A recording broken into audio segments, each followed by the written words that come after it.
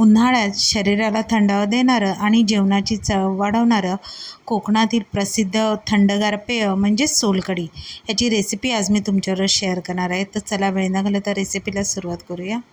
आता इथे मी जवळजवळ एक मोठी वाटी एवढं नारळ घेतलेलं आहे, म्हणजे नारळाचे तुकडे करून मी घेतलेले आहेत. आता हे सगळे नारळाचे तुकडे आहेत ते आपण मिक्सरच्या भांड्यात घालायचे. त्यामध्ये मी 2 ते 3 हिरव्या मिरच्या, एक छोटा तुकडा आल्याचा आणि 1 चमचा जिरं घातलेलं आहे. आता ते अगदी जरासं पाणी घालून आपल्याला बारीक वाटून घ्यायचं आहे.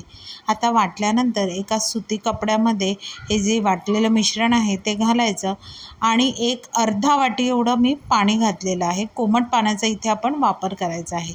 पाणी घालून आपण ह्या सुती कपड्यामध्ये छान असा नारळाचा जो चव आहे त्याचं आपल्याला दूध काढून घ्यायचं आहे. आता इथे तुम्ही बघू शकता नारळाचं दूध काढून तयार झालेलं आहे. आता इथे मी गावठी आगळ घेतलेला आहे. जर तुमच्याकडे आगळ नसेल तर 7 ते 8 कोकम तुम्ही गरम पाण्यात भिजत घालून त्याचा आगळसुद्धा घालू शकता. आता इथे मी अर्धी वाटी एवढा आगळ घातलेला आहे. चवीप्रमाणे मीठ घातलेलं आहे आणि छान असं मिक्स करून आपली कोकम कढी तयार झालेली आहे.